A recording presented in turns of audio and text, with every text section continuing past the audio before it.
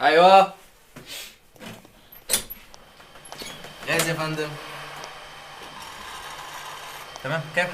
300. ليه 300؟ ليه؟ ماشي.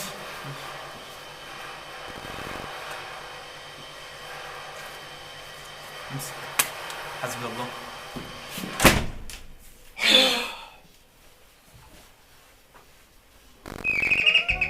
مين تاني؟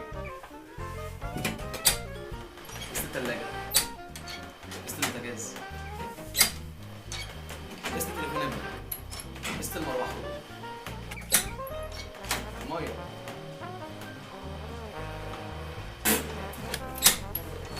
النور. لازم انت تجيني وراه. امسك. دي ماهية الشهر كله. ما اشوفش حد يخبط على الباب ده تاني، فاهمين؟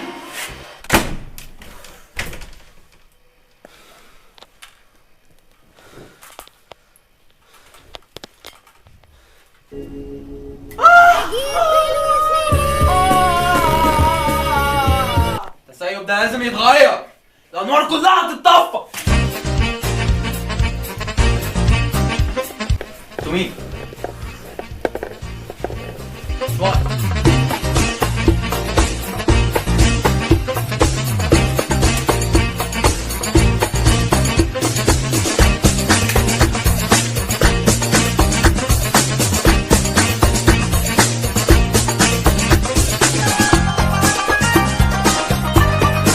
يا بابا انا لسه جوه يا بابا. انتوا ايه اللي انتوا مين يا حبايبي؟ انتوا ايه اللي معاكم هنا؟ ما علينا. احمد! ايه يا بابا؟ اقعد على الكرسي اللي قدامك ده هناك دلوقتي. يلا. المهم انك قعدت. ما انت يا ابن الكلب هتعترف، يعني هتعترف. يا بابا انا عملت ايه كل ده؟ دلوقتي علبة السجاير بتاعتي كان فيها 4 سيجارات، زي ما انت شايف دول 3، في واحدة ناقصة، هي فين؟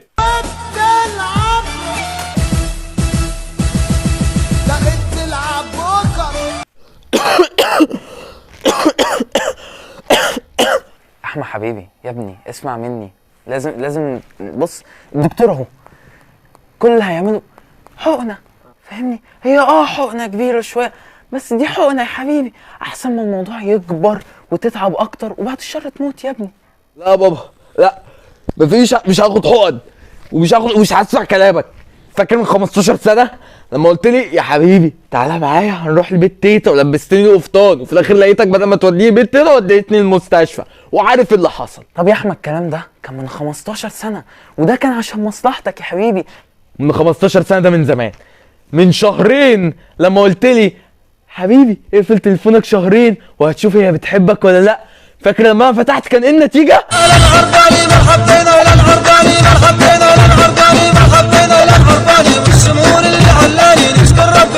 لا يا بابا معلش اعذرني.